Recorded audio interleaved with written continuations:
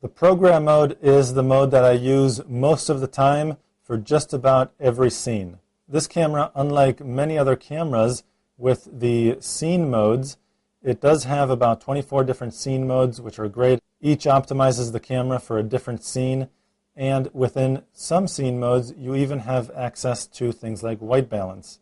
But none of the scene modes nor the auto mode will give you the amount of flexibility like the program mode will give you. So I'll show you why and how to use the program mode right now. Basically, with the program mode, you have the quick menu completely accessible. Press the quick menu button right here. Hold that down for a second to bring up the menu. I have control over the intelligent exposure, which can come in handy, especially in backlit subjects. I have control over ISO. I have control over my white balance, and this can be very, very handy. This will give me the color that I'm looking for in the picture. To know a lot more about the advantages of setting your own white balance and more about what white balance is, check out the glossary section at lbguides.com.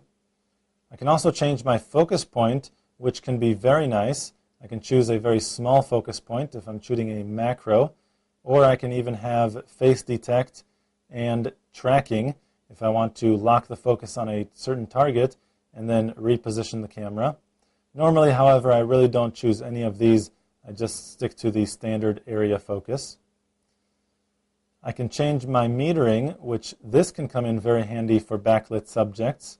If I choose spot meter, it'll just look at a small portion in the center of the screen in order to judge the proper shutter speed and aperture opening for that specific subject as opposed to looking at the entire picture.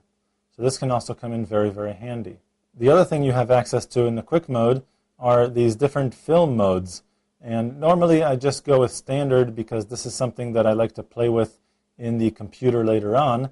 But you can go ahead and scroll through these different film modes when you're taking your picture and see the effect it has in the screen. Vibrant colors is great for landscapes, for example, or sunsets. Basically, each film mode will give you a slightly different look and feel in your picture. Normally, however, as I said, I just go with standard and stick to that. Go ahead and press the quick menu button down to escape. The other thing I can do with the program mode as opposed to the auto mode is when I press the shutter button halfway, I can see my aperture and shutter settings down here.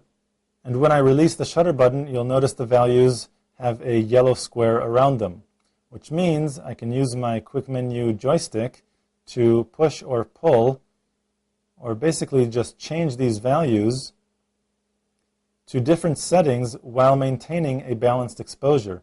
So you can see that both the aperture and shutter are changing simultaneously, and I may want to change these settings depending on the type of picture that I'm taking. So for example, if it's a sport picture, I would want a faster shutter speed. But if it's a landscape that I want, what I need is actually a smaller aperture opening. So changing these values using the quick menu joystick allows me to further optimize the camera for the specific scene that I'm shooting. To find out much more about digital photography and your digital camera, go to lbguides.com.